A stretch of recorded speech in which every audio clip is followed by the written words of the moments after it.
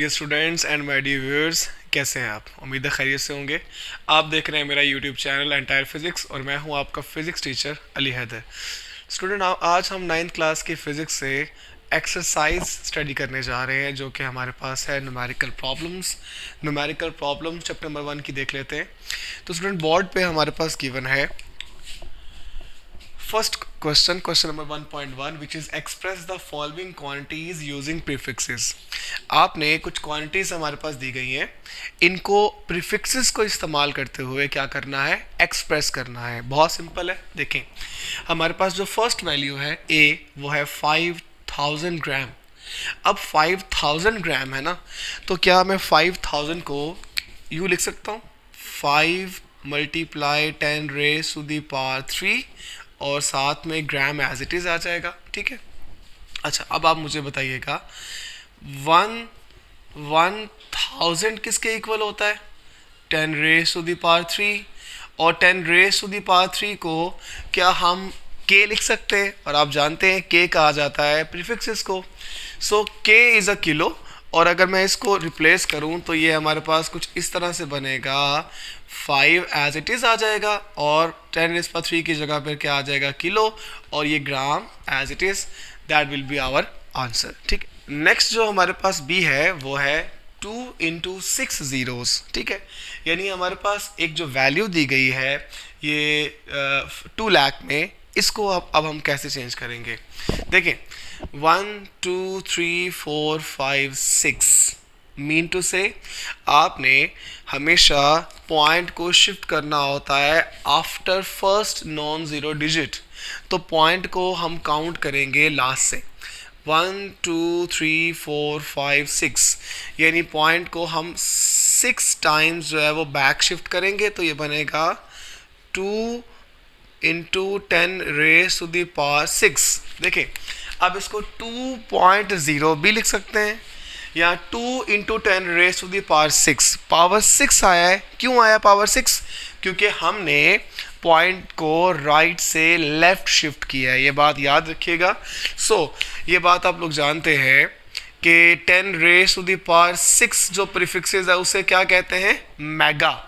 हम यहाँ पे इसको किससे रिप्लेस करेंगे, मेगा से।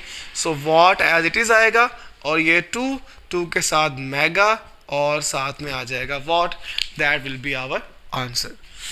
सो नेक्स्ट देखिएगा, 52 multiply 10 raise to the power -10 kilogram. आपने इसको एक सूटेबल प्रीफिक्सेस में चेंज करना है। कैसे चेंज करेंगे? देखिएगा, अगर मैं पॉइंट को 1 टाइम्स बैक शिफ्ट करूं, 1 टाइम्स, तो ये बनेगा हमारे पास 5.2 multiply 10 raise to the power 1। Exactly ऐसे ही है ना। तो देखें, इसके साथ multiply 10 raise to the power -10 और ये किलोग्राम एज इट इज़ आ जाएगा। स्टूडेंट, आप जानते हैं कि अगर बेसिस सेम और पावर जो है वो ऐड हो जाती हैं, अगर बेसिस सेम और मल्टीप्लाई हो रही हो, तो ये बनेगा हमारे पास 5.2 मल्टीप्लाई, देखें 1 में को ऐड करना है -10 में, तो क्या आंसर आएगा, -9, और साथ में आ जाएगा किलोग्राम। अच्छा देखिएगा, ये जो किलोग्राम है इसका अगर मैं प्रीफिक्सेस भी यूज़ करूं और इसको फिर सूटेबल प्रीफिक्सेस में चेंज करूं तो क्या बनेगा, ज़रा देखिएगा। ये जो किलो है, किलो की जगह पे मैं यूज़ कर सकता हूँ 10 रेज़ टू द पावर 3, क्योंकि आप जानते हैं किलो इक्वल होता है 10 रेज़ टू द पावर 3 के। तो मैंने इस किलो की जगह पे ये लिख लिया, ग्राम एज इट इज़। तो देखें, फिर से बेसिस सेम, पावर ऐड होंगी, -9 + 3, आंसर क्या आएगा, -6। तो आंसर आएगा हमारे पास 5.2 multiply 10 raise to the power -6 gram. हम इससे ज़्यादा फर्दर उसको प्रीफिक्सेस में चेंज नहीं कर सकते। 10 रेज़ टू द पावर -6, आप जानते हैं ये प्रीफिक्सेस कौन सा होता है, दैट इज़ अ माइक्रो। हम इसको लिख सकते हैं 5.2 microgram. That will be our answer. ठीक है। यहाँ से हमने एक कुछ आंसर्स फाइंड आउट किए हैं प्रीफिक्सेस को इस्तेमाल करते हुए, तो ये हमारे पास देख लीजिएगा। फ्रेंड, इसी क्वेश्चन का जो 4th पार्ट है वो हमारे पास है 225 multiply 10 raise to the power 8 second. तो आपने इसको भी सूटेबल प्रीफिक्सेस में चेंज करना है। ठीक है, कैसे चेंज करेंगे? आप पॉइंट को 2 टाइम्स यहाँ से बैक शिफ्ट करें। देखें, हम पॉइंट को यहाँ से काउंट नहीं करेंगे, ठीक है, हम यहाँ से काउंट करेंगे। यहाँ से 1 2, तो 2 टाइम्स अगर पॉइंट को शिफ्ट करें तो 2.25 multiply 10 raise to the power. देखिए अब राइट से लेफ्ट शिफ्ट किया है ना आपने, सॉरी ये पावर हमारे पास -8 थी, करेक्ट कर लीजिएगा। So 2.25 multiply 10 raise to the power. देखें 2 टाइम शिफ्ट करेंगे तो पावर आ जाएगी +2 में, और इसके साथ ही multiply 10 raise to the power -8 और ये सेकंड आ जाएगा। देखें बेसिस सेम, पावर्स ऐड करें 2.25 as it is, power add होगी तो 2 में -8 को ऐड करें, आंसर आएगा -6 सेकेंड्स। तो देखें आप जानते हैं 10 रेज टू -6 किसके बराबर होता है, माइक्रो प्रीफिक्सेस के। तो हम इसको चेंज करेंगे तो ये बनेगा 2.25 micro seconds. That will be the answer of this quantity using prefixes, and that is the prefixes micro. ठीक है। अच्छा स्टूडेंट, इसके बाद जो क्वेश्चन है वो है 1.2, how do prefixes micro, nano and pico relate to each other. देखें आपने प्रीफिक्सेस का जो लेक्चर पढ़ा हुआ है पहले, जब मैंने आपको फर्स्ट लेक्चर में, शुरू वाले लेक्चर्स में पढ़ाया था, तो देखिए आप माइक्रो, नैनो और पिको, इन तीनों प्रीफिक्सेस की आप वैल्यू को अंडरस्टैंड करते हैं, आप जानते हैं। देखें आपको पता है, अगर मैं बारी बारी डिस्कस करूं, 1 माइक्रो किसके इक्वल होता है, वो इक्वल होता है 10 raise to the power -6। Nano किसके इक्वल होता है, nano equal to 10 raise to the power -9। Pico किसके इक्वल होता है, 1 pico, that will be equals to 10 raise to the power -12। अच्छा अगर आप गौर से देखें तो तीनों में जो डिफरेंस है एक्चुअली वो -3 का ही डिफरेंस है। ठीक है, -6 से -9 में -3 का, -9 से -12 में -3 का। सो -3 कौन सा प्रीफिक्सेस है, दैट इज अ मिली। सो बारी बारी अगर हम सबको मिली से मल्टीप्लाई करें तो सभी का रिलेशन हमें मालूम हो जाएगा। तो स्टूडेंट देखिएगा, मैं इसको यूं करूंगा, अगर मैं 10 रेज टू द पावर -3 से, जो कि एक्चुअल में मिली है, अगर मैं उसके साथ किसको मल्टीप्लाई करूं, सबसे पहले माइक्रो को मल्टीप्लाई करूं, ये माइक्रो। ठीक है, तो देखिए 10 raise to the power -3 as it is, micro क्या होता है 10 रेज टू द पावर -6। तो देखें बेसिस सेम, पावर्स ऐड होंगी, मल्टीप्लाई हो रही हैं, तो 10 रेज टू द पावर -3 में -6 ऐड करें, आंसर आएगा -9, और -9 किसके बराबर होता है, नैनो के। क्लियर हो गया। अच्छा अब आप क्या करेंगे, अब इसी नैनो को अगेन मल्टीप्लाई कर दें -3 के साथ, पावर के साथ। So 10 raise to -3 multiply by nano. तो देखिए student, 10 raise to the power -3, आप जानते हैं नैनो हमने पढ़ा हुआ है 10 raise to the power -9, 10 raised to the power -12, and you know that 10 to the -12 is equals to pico. So ये हमारे पास इक्वल आ जाएगा पिको। तो स्टूडेंट देखिएगा, हमने माइक्रो को यूज़ किया, नैनो में कन्वर्ट किया, फिर नैनो को यूज़ किया, पिको में कन्वर्ट किया। So that is the relation between the micro, nano and pico. So next question देख लेते हैं 1.3। 1.3 क्वेश्चन हमारे पास है, your hair grow at the rate of 1 millimetre per day. आपके बालों का जो ग्रोथ रेट है वो है 1 मिलीमीटर पर डे। ठीक है, एक दिन में। Find the growth rate in nanometre per second. तो आपने उसी ग्रोथ रेट को फाइंड करना है नैनोमीटर पर सेकेंड में। So how can we find the growth rate in nanometre per second. जी, तो हमने ग्रोथ रेट फाइंड करना है नैनोमीटर पर सेकंड में। So rate of hair growth, ये हमारे पास कितनी है, ये हमारे पास है 1 मिलीमीटर पर डे। ठीक है, ऐसे ही है ना। सो हमने ग्रोथ रेट फाइंड करना है, ग्रोथ रेट फाइंड आउट करना है। ठीक है, और ग्रोथ रेट जो फाइंड आउट करना है वो फाइंड करना है हमने नैनोमीटर पर सेकंड में। सो नैनोमीटर पर सेकंड में हम ग्रोथ रेट कैसे फाइंड आउट करेंगे, तो सॉल्यूशन देख लेते हैं। सॉल्यूशन में सबसे पहले ग्रोथ रेट इक्वल्स टू किसके बराबर है स्टूडेंट, 1 मिलीमीटर पर डे। तो 1 मिलीमीटर को मैं लिख सकता हूँ 10 raise to the power -3 metres. ठीक है, मिली आप जानते हैं ना, मैं इसको यहाँ लिख देता हूँ। 1 milli equals to 10 raise to the power -3। ये प्रीफिक्सेस है पर डे। एक दिन में कितने सेकंड्स हैं, यानी 24 आवर्स हैं एक दिन में, 60 मिनट है, 60 मिनट्स और 60 सेकंड्स। ठीक है, तो सेकंड्स तक हमने उसको मूव आउट करवाया है।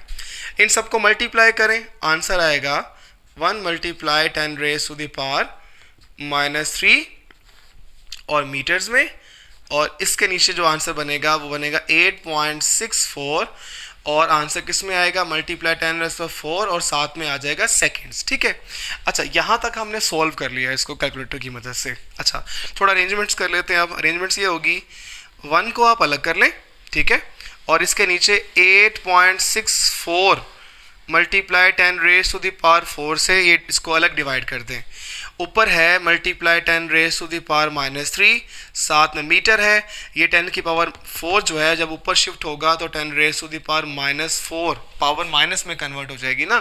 तो ऊपर देखें मीटर्स था और नीचे सेकंड, सेकंड जब ऊपर शिफ्ट होगा तो पर सेकंड में हमारे पास जो है वो ये आंसर आएगा यहाँ तक। अच्छा जब आप 1 को 8.64 अप टू पावर 4 से अब जब आप डिवाइड करेंगे ना तो आंसर आएगा 0.1157, और जब इसके साथ देखें 10 की पावर 4 -3 और -4 जब आप पावर्स को ऐड करेंगे तो आंसर आ जाएगा -7। ठीक है, -3 -4 मीटर पर सेकंड में। अच्छा आपने चूंकि नैनोमीटर पर सेकंड में आंसर निकालना है तो देखें ये -7 है, पॉइंट को आप 2 टाइम्स राइट शिफ्ट कर दें। राइट शिफ्ट करेंगे तो ये बनेगा 11.57 multiply 10 raise to the power -2। चूँकि पॉइंट को राइट से लेफ्ट से राइट शिफ्ट कर रहे हैं तो पावर नेगेटिव में आएगी, तो multiply 10 raise to the power -7, ये मीटर पर सेकंड आ गया। फिर बेसिस सेम पावर ऐड हो जाएंगी, 11.57 multiply 10 raise to the power -9 answer आएगा मीटर पर सेकंड में। और आप जानते हैं कि 10 रेस टू द पावर -9 किसके बराबर होता है, नैनो के, और नैनो को डिनोट करते हैं हम n से, तो यहाँ पे n से रिप्लेस करेंगे तो ये आंसर आएगा 11.57 नैनो, ये आ जाएगा metre per second. So that will be our answer of growth rate in nanometre per second, that is 11.57 nanometre per second. Students जो नेक्स्ट क्वेश्चन हमारे पास है वो है 1.4, rewrite the following in standard form. हमारे पास कुछ क्वांटिटीज दी गई है ABCD में क्वेश्चंस में, इनको आपने रीराइट करना है स्टैंडर्ड फॉर्म में। स्टैंडर्ड फॉर्म किसे कहा जाता है, साइंटिफिक नोटेशन को। आपके सामने कुछ साइंटिफिक नोटेशन फॉर्म गिवन है, इसको लिखी साइंटिफिक नोटेशन में ही है लेकिन आपने इसको दोबारा से सही तरह से लिखना है। चूँकि याद रखिएगा स्टूडेंट, हमारे पास एक सही फॉर्म तब बनेगी जब हमारे पास उस साइंटिफिक नोटेशन के क्वांटिटी में जो पॉइंट है वो फर्स्ट नॉन ज़ीरो डिजिट के बाद जो है वो हमें एग्जिस्ट करता हुआ नज़र आएगा। तो देखें पॉइंट जिसमें नहीं होगा उसमें हम पॉइंट को यहाँ से स्टार्ट करेंगे। तो देखिएगा 1 2 3, अगर मैं पॉइंट को यहाँ से 3 टाइम्स लेफ्ट शिफ्ट करूँ तो आंसर आएगा 1.168। ठीक है, multiply 10 raise to the power 3। देखें आपने 3 टाइम्स लेफ्ट शिफ्ट किया है, पावर 3 आएगी पॉजिटिव में, साथ 10 raise to the power -27। Basis से मल्टीप्लाई हो रही हो, पावर्स ऐड हो जाती हैं। अब आप मुझे बताएं 1.168 पावर्स ऐड होंगी 3 -27, आंसर क्या आएगा 10 raise to the power -24। That will be the rewrite. ये हमारे पास क्या कहलाएगी form, that is called rewrite form of scientific notation, या आप ये कह सकते हैं this is the rewrite standard form. ठीक है, अच्छा 32 multiply 10 raise to the power 5 है ना, आपने इसको रीराइट करना है, यानी point between these two digits आना चाहिए। तो पॉइंट को अगर 1 टाइम शिफ्ट करें तो 3.2 multiply 10 raise to the power 1 आएगा ना।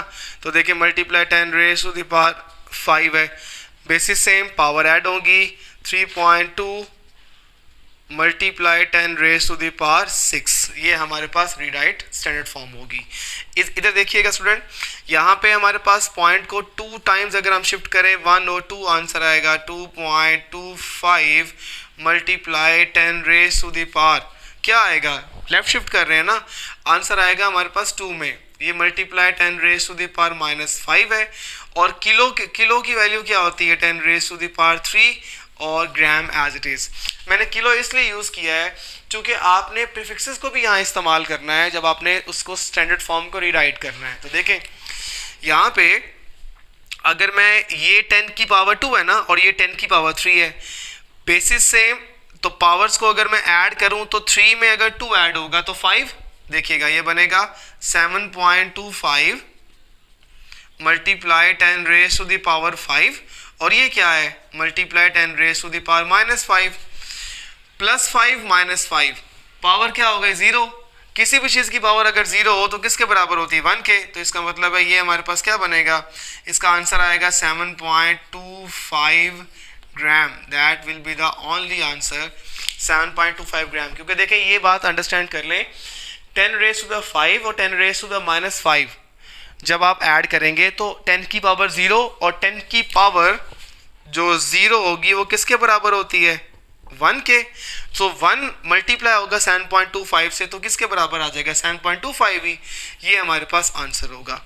लास्ट देखें स्टूडेंट, पॉइंट को हम शिफ्ट करेंगे 2 के बाद, तो पॉइंट को अब हम किस तरफ शिफ्ट कर रहे हैं, टुवर्ड्स राइट। सो 2.0 लिख दें या 2 भी लिख दें क्योंकि पॉइंट को आपने शिफ्ट कर लिया हुआ है। सो 2 मल्टीप्लाई 10⁻⁻, अब चूंकि लेफ्ट से राइट पॉइंट को शिफ्ट कर रहे हैं तो पावर आएगी -2 में, multiply 10⁻⁻8, basis same, powers add हो जाएं, 2 मल्टीप्लाई 10⁻⁻2 -8 -10, ये हमारा जो है वो आंसर होगा स्टैंडर्ड फॉर्म का।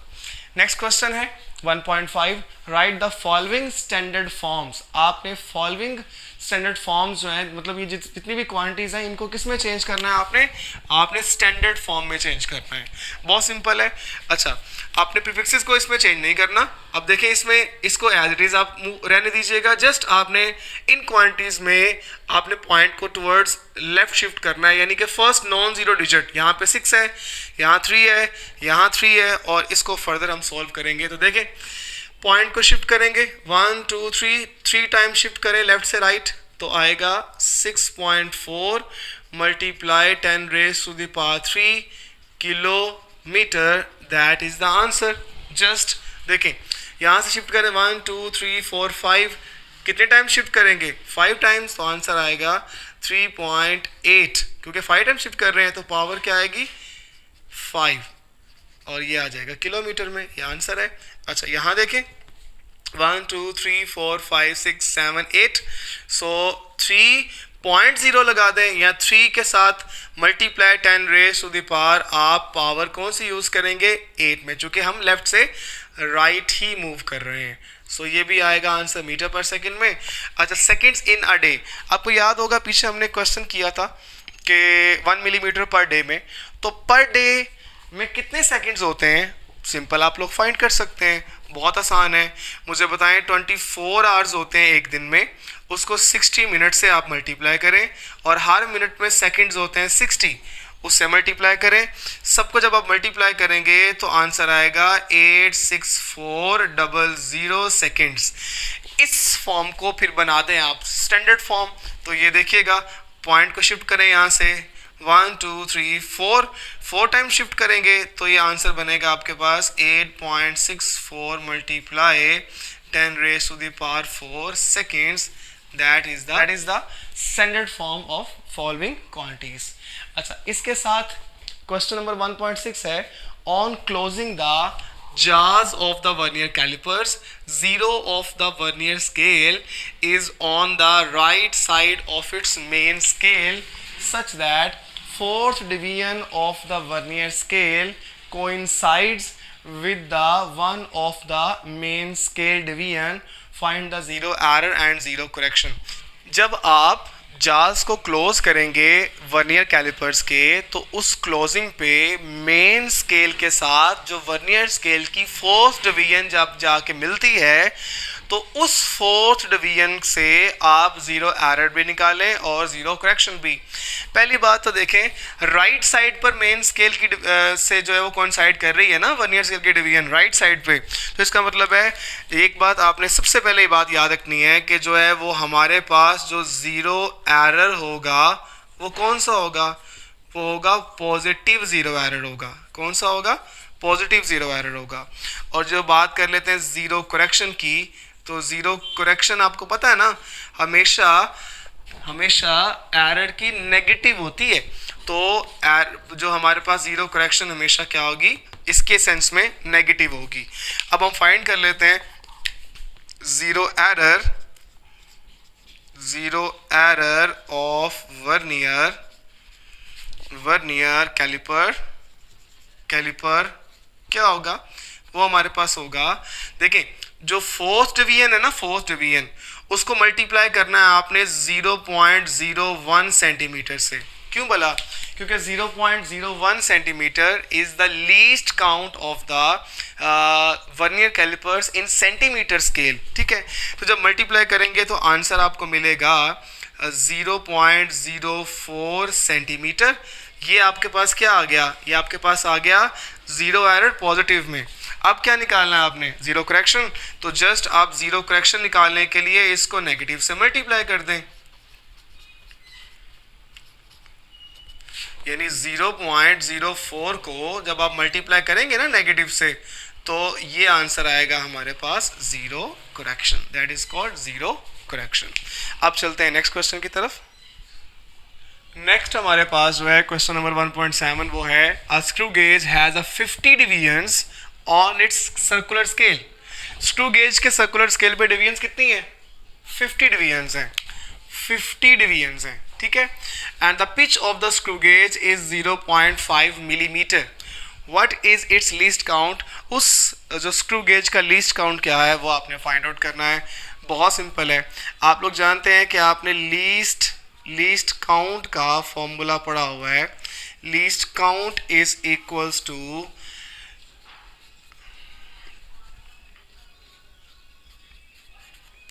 pitch of screw gauge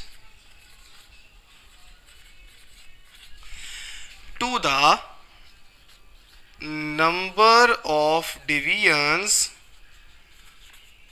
on a circular scale, on circular scale। तो देखें जो पिच है स्क्रू गेज की वो हमारे पास कितनी दी गई है, आपने पिच पढ़ी हुई है 0.1 मिलीमीटर में, लेकिन हमारे पास जो गिवन है वो है 0.5 मिलीमीटर में, यानी हाफ पिच है।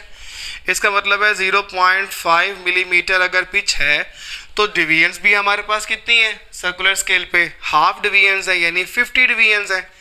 और जब आप इनको डिवाइड करेंगे तो आपके पास जो आंसर आएगा वो आंसर आएगा 0.01 मिलीमीटर में। तो ज़रा देखें, आपने पहले भी जो स्क्रू गेज का जो हमने पढ़ा हुआ है लीस्ट काउंट, वो हमने निकाला था 1 मिलीमीटर पिच को 100 डिवीजन से डिवाइड करके। तो देखें अब दोनों को हाफ कर दिया गया है, अब भी आंसर जो है वो हमारे पास 0.01 मिलीमीटर ही 0.01 मिलीमीटर ही आएगा। अच्छा, आप इसको अगर चेंज करना चाहते हैं सेंटीमीटर में तो आप इसको 10 से डिवाइड करने के बाद 0.001 सेंटीमीटर में चेंज भी कर सकते हैं। That is also the least count of screw gauge. ठीक है, अच्छा इसके बाद जो नेक्स्ट क्वेश्चन है वो है which of the following quantities have the significant figures. वो कह रहे हैं इनमें से वो कौन सी क्वांटिटीज हैं कि जिनके सिग्निफिकेंट फिगर्स 3 है, यानी वो 3 सिग्निफिकेंट फिगर्स रखती हैं। देखिए स्टूडेंट 3 भी सिग्निफिकेंट है और 6 और 6 भी सिग्निफिकेंट है, जिनको कहते हैं नॉन जीरोस। ये हमने पहला रूल पढ़ा हुआ है सिग्निफिकेंट फिगर्स में। 0 और 0 कहाँ लाए करते हैं, बिटवीन सिग्निफिकेंट फिगर्स। इसका मतलब ये होगा बिटवीन सिग्निफिकेंट फिगर्स और ऑल्सो कॉल्ड सिग्निफिकेंट।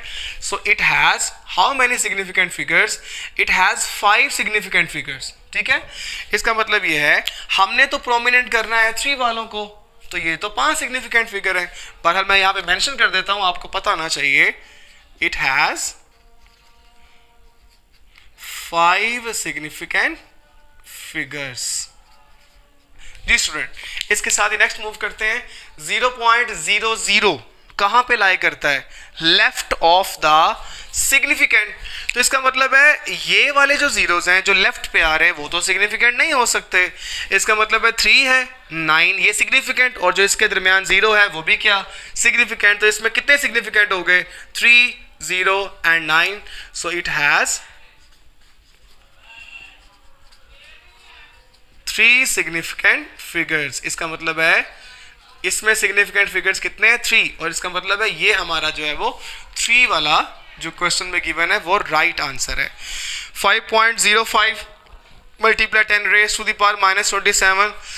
सब बच्चे एक दफ़ा ये बात याद रखिएगा, किसी ने ये बात नहीं भूलनी कि स्टैंडर्ड फॉर्म या साइंटिफिक नोटेशन कभी भी सिग्निफिकेंट नहीं होती, ये सिग्निफिकेंट फिगर्स में काउंट नहीं होती। तो बाकी कितने बचते हैं? 1, 2 एंड 3। कितने हो गए? 3 सिग्निफिकेंट फिगर्स। ठीक है, तो ये वाला भी हमारा आंसर ठीक है।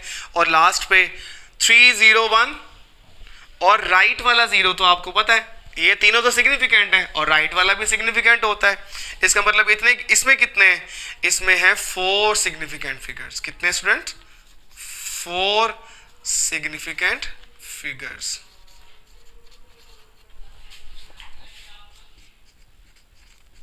चलिए हम नेक्स्ट क्वेश्चन की तरफ मूव करते हैं जो कि हमारे पास है, what are the significant figures in the following measurements. तो स्टूडेंट्स हमारे पास जो क्वेश्चन नंबर 1.9 है वो है what are the significant figures in the following measurements. अब आपको अंदाजा हो गया होगा कि सिग्निफिकेंट फिगर्स कैसे आपने चूज करने हैं। तो देखें 1 और 9 सिग्निफिकेंट, और जो जीरोस है बिटवीन सिग्निफिकेंट वो भी क्या हो? Significant. It means that how many significant figures it has? 1, 2, 3, 4। So it has 4 significant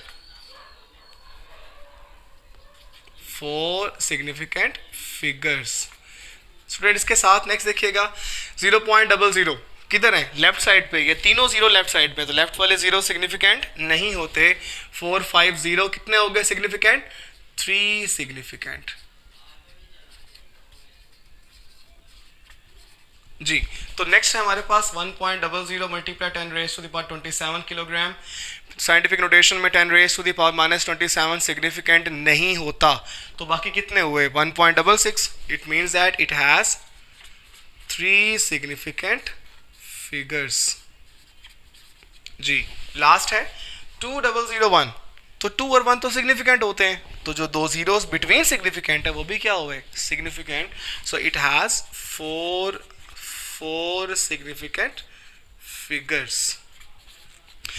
student last question है वो है, chocolate wrapper is 6.7 centimetre long, यानी उसकी लेंथ 6.7 सेंटीमीटर है और उसकी विड्थ जो है यानी वाइड जो है वो 5.4 सेंटीमीटर है। Calculate its area up to reasonable significant figures. आपने उसका एरिया फाइंड आउट करना है किसी रीजनेबल सिग्निफिकेंट फिगर्स में। बहुत सिंपल है स्टूडेंट, आप जानते हैं एरिया निकालने का फॉर्मूला क्या होता है? Length multiply by width. So आप क्या करेंगे? आप लेंथ जो है वो है 6.7 सेंटीमीटर, उसको अगर आप 5.4 सेंटीमीटर विड्थ से मल्टीप्लाई करें तो आंसर आएगा 36.18 सेंटीमीटर स्क्वायर। चूँकि एरिया सेंटीमीटर स्क्वायर में फाइंड आउट करते हैं, तो इसको अगर आप इसको राउंड ऑफ करें तो पॉइंट के बाद 18 है, 8 5 से बड़ा है, लेफ्ट वाले में 1 ऐड करेंगे 36.2 सेंटीमीटर आंसर आएगा स्क्वायर। तो इसको अगर हम रीजनेबल सिग्निफिकेंट फिगर में चेंज करें तो वो बनता है just 36 centimetre square. So 36 centimetre square is the area of chocolate wrapper. तो स्टूडेंट यहाँ तक हमारा आज का लेक्चर मुकम्मल होता है, जो था चैप्टर नंबर 1 जो कि physical quantities and it's measurement from class 9th physics. उसके न्यूमेरिकल भी मुकम्मल हो चुके हैं और वो चैप्टर भी हमने कम्प्लीटली थॉरली डिस्कस कर लिया हुआ है। इनके मुतालिक अगर कोई क्वेश्चन हो तो आप मुझसे कमेंट सेक्शन में मैसेज करके पूछ सकते हैं। हमारे चैनल को लाइक कीजिएगा, सब्सक्राइब कीजिएगा, बेल आइकन को प्रेस कीजिएगा ताकि आपको सभी नोटिफिकेशन लेक्चर्स के टाइम पर मिलते रहें, रिसीव होते रहें। और अपना बहुत सारा ख्याल रखिएगा। अल्लाह हाफ़िज़।